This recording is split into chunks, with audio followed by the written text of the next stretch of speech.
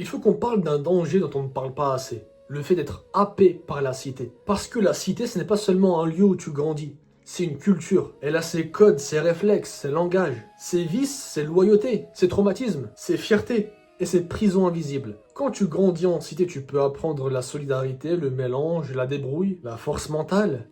Mais tu peux aussi absorber des choses qui t'éloignent de tes racines. Le culte de l'argent rapide, la vulgarité normalisée, la méfiance permanente, le rapport toxique homme-femme, la peur du jugement, la honte de paraître trop blédard, la glorification du quartier, comme si c'était une identité plus importante que la famille, que le village, que la langue ou l'histoire. Et là, on arrive à une contradiction très forte chez certains enfants d'immigrés. Ils disent « moi je veux épouser une Kabyle » ou « moi je veux épouser un Kabyle », mais quand tu leur demandes ce qu'ils veulent vraiment, tu comprends que ce n'est pas vraiment un ou une Kabyle qu'ils cherchent. C'est quelqu'un du quartier, c'est quelqu'un qui parle comme eux, qui a les mêmes références, qui connaît les mêmes codes, qui a grandi dans le même monde de cité. Et là la question devient sérieuse. Est-ce que tu veux vraiment une Kabyle ou bien tu veux une meuf de Tess d'origine Kabyle? Est-ce que tu veux vraiment un Kabyle ou bien tu veux un gars de cité avec un nom kabyle? Parce que ce n'est pas pareil. Quand je parle du métissage en vidéo, je dis qu'il ne faut pas se métisser, il faut rester vraiment contre kabyle pour préserver notre langue, notre culture, et que ça ne veut pas dire détester les autres, détester les noirs, les arabes ou les français, pas du tout. Certains me disent, oui tu as raison, j'aimerais me marier avec une kabyle ou un kabyle, mais il n'y en a pas. Je dis, attends, comment ça il n'y en a pas? On est plus de 12 millions. Il y a 6 millions de Kabyles en Kabylie. Si tu veux acheter un poisson, tu ne vas pas à la boucherie, tu vas à la poissonnerie. Donc si tu veux un ou une Kabyle, tu vas en Kabylie, tu vas à la source. Mais ce n'est pas pareil. Parce que tu peux avoir la même origine, mais ne pas avoir la même culture. Tu peux avoir des parents du même village, mais avoir été formés par deux mondes complètement différents. Tu peux dire « je suis Kabyle », mais ne pas savoir parler kabyle, ne pas connaître les codes du bled ou ne plus les connaître. Parce que tout le monde le dit, le bled, les choses changent trop vite. Et tu peux ne plus supporter quelqu'un qui a grandi au bled. Et à ce moment-là, il faut être honnête. Ce que tu cherches, ce n'est pas seulement l'origine. C'est une compatibilité sociale de diaspora. C'est pour ça qu'on entend parfois « Ah, je peux pas épouser une kabyle du bled, on est trop différents. » Ou bien « Je ne peux pas épouser un gars du bled, il ne comprendrait pas ma mentalité. » Et quelque part, c'est vrai.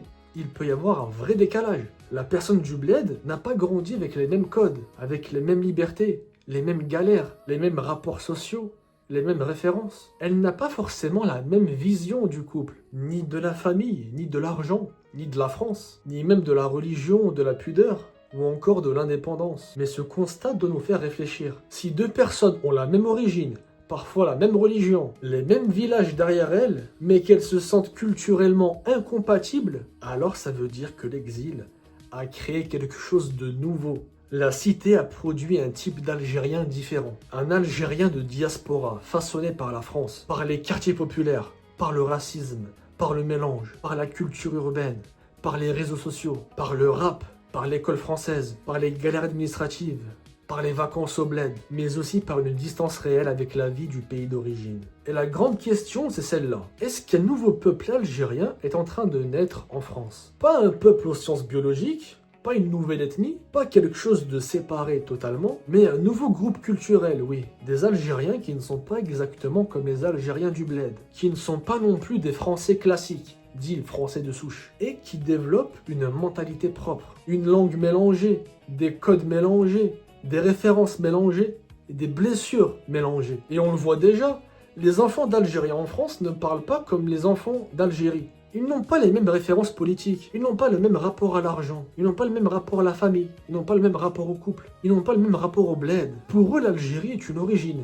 une émotion, c'est l'ambiance, c'est une fierté, une douleur, une destination d'été, mais pas une réalité quotidienne. Et quand cette diaspora se marie entre elles, fréquente surtout des gens de cité, transmet un mélange de français, de darja, de kabyle, de religion familiale, de culture urbaine. Elle fabrique petit à petit une identité particulière. Et ce n'est pas forcément mauvais. Une diaspora crée toujours une culture nouvelle. Les Italiens d'Amérique ne sont pas exactement les Italiens d'Italie. Les Irlandais d'Amérique ne sont pas exactement les Irlandais d'Irlande. Et les Maghrébins de France ne sont pas exactement les Maghrébins du Maghreb. Les Maziran de France ne sont pas Imaziren de Thamazra. Je sais que ce terme Thamazra vous dérange, donc vous inquiétez pas, je vais continuer à l'utiliser. On dit monde arabe normalement, mais on ne peut pas dire Thamazra, le monde berbère, ça dérange. Mais le danger, C'est quand cette culture devient une culture sans racines profondes. Quand il ne reste que le quartier, que le rap, que les expressions, que la fierté algérienne pendant les matchs où on va aller allumer des fumigènes sur les Champs-Élysées. Que les drapeaux algériens en story à 2h13 du matin en criant ouais, Tahia Jazair, il est 2h13. 213, c'est notre heure. Mais plus la langue, ouais, c'est la faute de mes parents, ils m'ont pas appris. Ouais, tu pouvais pas apprendre de toi-même. Dans le poste de la voiture avec tes parents, au lieu de mettre chez Pralas ou Joule, tu pouvais pas mettre Yidir Tmeglet ou Ma'toub Lounes. Ah mais si, ils mettent Alawa, à l'Autricity. Ouais, Takfarines, Zama Zama. Donc ce n'est plus la langue, ce n'est plus l'histoire, ce n'est plus les anciens, ce n'est plus les villages, ce n'est plus la transmission. Là, on n'a pas créé une nouvelle richesse, on a créé un déracinement stylé. Déracinement stylé, fallait l'inventer celle-là, je suis trop fort. Et c'est là qu'il faut être très dur. Parfois, certains disent « je veux une Kabyle », mais ce qu'ils veulent, c'est une fille qui coche l'origine sans déranger leur mode de vie de cité. Ils veulent l'identité sans l'exigence. Beaucoup sont même racistes. Déjà, comment est-ce que tu peux grandir en cité et être raciste, ne pas aimer les étrangers comme les Noirs ou les Arabes ou les Français? Ça, je comprends pas. Mais il y a des Noirs en Kabylie. Echelen, c'est une classe sociale, je vous ai fait une vidéo. C'est des Noirs, mais ils sont culturellement kabyles. C'est des Kabyles à part entière, ils ont leur place dans la société et on les respecte. Et ces gens-là, en France, qui ne parlent pas la langue, qui sont complètement déracinés, ils se disent plus kabyles que ces gens-là, que ces Noirs du bled. Ouais, moi je suis un vrai kabyle, 100% pur bilka, je sais pas quoi. T'as rien de kabyle. Ce Renoir est plus kabyle que toi. C'est incroyable. Oui, il n'a pas le sang kabyle, mais il n'a tout ce que toi tu n'as pas. Ces gens-là veulent l'identité sans l'exigence. Ils veulent la racine, mais sans la terre. Ils veulent le nom kabyle, mais sans la culture kabyle. Ils veulent le bled en décoration, mais pas le bled en profondeur. Et inversement, certaines filles disent vouloir un kabyle, mais elles ne veulent pas forcément un homme enraciné dans la Kabylie réelle. Elles veulent quelqu'un qui vient du même monde social, qui comprend les codes de la France, les sorties, les réseaux, la mentalité du quartier, mais avec l'étiquette kabyle pour assurer la famille et préserver l'origine. Je suis sûr que derrière ton écran, tu te reconnais dans mes propos, que tu sois un homme ou une femme. Et ça, ce n'est pas forcément hypocrite. C'est souvent humain. On cherche quelqu'un qui nous comprend, mais il faut mettre les bons mots dessus. Si tu veux quelqu'un de ton quartier, dis que tu veux quelqu'un de ton monde social. Si tu veux vraiment quelqu'un de ta culture, alors demande-toi si tu connais encore cette culture. Parce qu'être kabyle, ce n'est pas seulement avoir un nom, un drapeau, 2 chansons de Ma'toub et des vacances en mois d'août. C'est aussi une langue, une mémoire, une manière de respecter les anciens, une relation au village, une histoire familiale, une pudeur, des codes, des contradictions et une transmission. Et si tout ça disparaît, il restera quoi? Déjà que les villages se vident, il restera une origine administrative, une fierté de façade, une identité de story. La cité peut nous donner une force, mais elle ne doit pas devenir notre seule patrie. Parce que le quartier, parfois, il t'élève, et parfois il t'avale. Il peut te donner des frères, mais aussi te normaliser des vices. Il peut te donner un langage, mais te faire perdre celui de tes grands-parents. Il peut te donner une appartenance immédiate, mais il peut te couper d'une appartenance plus ancienne. Et c'est peut-être ça le défi des enfants immigrés ou enfants d'immigrés. Ne pas être avalé par la France, mais ne pas être avalé non plus par la cité. Parce que la Kabylie, ce n'est pas la cité. Et la cité, ce n'est pas l'Algérie. La cité est un produit de l'exil, de la pauvreté, du béton, du bitume, du mélange, du racisme, de l'abandon social et de la survie. J'ai tendance à dire que s'il y a tant de problèmes en France, et que oui, la plupart du temps ça vient des cités, c'est pas tant de la faute des banlieusards. Parce que nos parents, nos grands-parents, en allant en France, leur but c'était quoi? C'était d'être des Français comme n'importe quel autre Français. D'être traités comme des égaux. En gros, de vivre avec la population, d'être mélangés à eux. Mais non, la France, raciste, mais bon, le racisme était tellement banalisé à l'époque, ils ont pris tous les migrants et les ont placés dans des zones de transit, devenues des zones de transat, comme on appelle ça avec Medellin. En gros, ouais, on vous met là dans des banlieues HLM qu'on a construit à l'arrache, en attendant de vous trouver une place parmi les Français. Bon, au final, que dalle, ils sont restés là, ils ont eu des enfants, voilà, ça s'est propagé. Parce qu'à l'époque, ces gens-là, c'était des vrais blédards.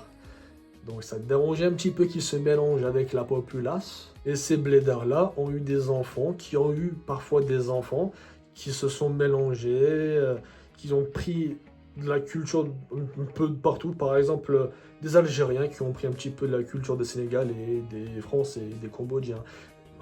La mixité sociale, quoi. Et également pas mal de la culture des parents, surtout. Avec un langage, avec un code, avec le rap, surtout, ça a beaucoup joué, le rap. Aujourd'hui, n'importe quel gosse de riche écoute ou fait du rap en soirée après avoir enchaîné 2 bouteilles à 2000 € le litre. Mais à l'époque, pour nous, le rap, c'était vraiment exclusif à la cité. Ça sort pas de chez nous. Ça raconte ce qu'on vit au quotidien. Et donc, tu laisses entasser des gens entre eux dans une pauvreté, dans une misère, sans les aider, sans les faire sortir de là, bah forcément. Je voulais pas rentrer dans le politique, mais là, je vais rentrer, je mets juste un pied comme ça pour taper sur la gauche. On tape beaucoup sur le racisme de l'extrême droite, ce qui est complètement vrai et légitime. Légitime de leur taper dessus, bien sûr. Mais il faut aussi taper sur la gauche, car c'est eux qui nous ont entassés dans ces cités-là. Et qui, aujourd'hui encore, nous infantilisent. Ils nous victimisent, nous caressent dans le sens du poil. Nous disent, ah oui, toi t'es un pauvre banlieusard, hein, t'es discriminé, t'es pauvre, t'as pas d'argent, hein, t'arrives pas à t'en sortir, hein. Oh là là, oui, tu es un mesquin, tu es un mesquin. Vote pour moi. Au lieu de te prendre, de t'élever, de te sortir de là, de t'aider, de dire, t'es une merde. Arrête d'être une merde, va étudier. Gravis les échelons, sors-toi de ta condition de banlieusard. Mais non, parce que il faut bien les victimiser, il faut bien des voix pour accéder au pouvoir. C'est pour ça que moi, personnellement, je suis complètement apolitique. Je déteste les politiciens qui veulent nous utiliser d'un camp comme de l'autre. Soit c'est toujours notre faute, ou soit c'est notre faute, mais c'est parce que, si, parce que ça, voilà. On est les idiots utiles du gouvernement. Sans nous, les banlieusards, sans nous, les migrants, il n'y aurait pas de politique française. Tout tourne autour de nous. Sans nous, vraiment, la gauche comme la droite, ça n'existerait pas. Tout le monde serait d'accord. C'est nous qui foutons la merde quelque part, politiquement, parce qu'on divise, parce qu'on nous pointe toujours du doigt. Oui, c'est leur faute, ou bien, oh, les pauvres. Tout ce qu'on demande, tout ce que nos parents et grands-parents ont demandé, c'est de vivre comme n'importe quel Français. Pourquoi tu trouves des Français complètement intégrés, d'origine italienne, portugaise, polonaise, mais t'en trouves jamais d'origine algérienne, et quand tu en trouves, c'est que c'est un vendu. Parce que parfois, ceux qui sortent de la France d'en bas, ils sont pas passés par le chemin le plus noble. Et ceux qui sortent de la France d'en bas, par des moyens vraiment dignes, ils ont toujours un œil sur la cité, ils ne les abandonnent pas, ils les aident, ils y retournent souvent. Ils ont vraiment les deux bras comme ça. Mais tout vient du fait que, de base, la France n'a pas donné aux migrants africains ce qu'ils voulaient.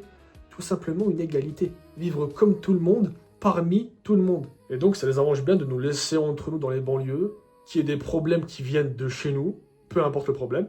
Mais voilà, ça les arrange de pouvoir nous pointer du doigt, nous désigner comme étant les problèmes, ou bien nous désigner comme étant les miskines. Le tout pour avoir des voix soit du camp français, parce que maintenant tout est devenu polaire, tout s'est polarisé. Donc avoir des voix soit du côté patriote français, ou avoir des voix du côté banlieusard. En gros, la France est devenue les Français contre les banlieusards. C'est ça la France aujourd'hui. Et moi j'ai dit non merci, je veux pas de ça.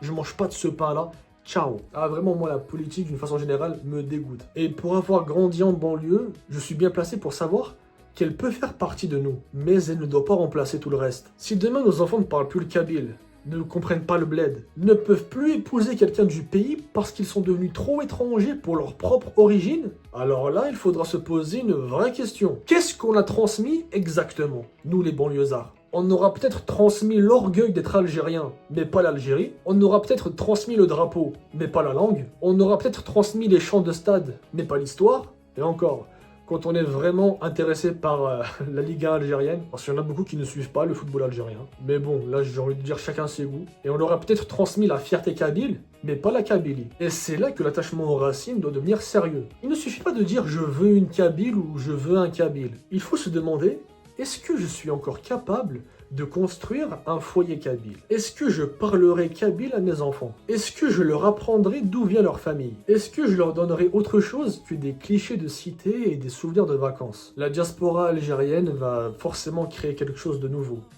Et ça, c'est inévitable. Elle l'a même déjà créé. Mais la question, c'est est-ce que ce nouveau monde sera une richesse ou une perte? Est-ce qu'on va devenir des Algériens ouverts, solides, enracinés, capables de parler à plusieurs mondes comme je suis en train de le faire? Ou est-ce qu'on va devenir un peuple de déracinés, fiers d'une origine qu'ils ne savent plus habiter? La réponse dépend de nous, de ce qu'on transmet, de la langue qu'on parle à la maison, des histoires qu'on raconte, des mariages qu'on construit, des voyages qu'on fait au bled, de la manière dont on présente la Kabylie et l'Algérie à nos enfants, comme une honte, comme une carte postale ou comme une responsabilité. Parce qu'au fond, la vraie question, ce n'est pas « est-ce que je veux épouser une Kabyle ?» La vraie question, c'est « est-ce que je veux que mes enfants sachent encore ce que ça veut dire ?»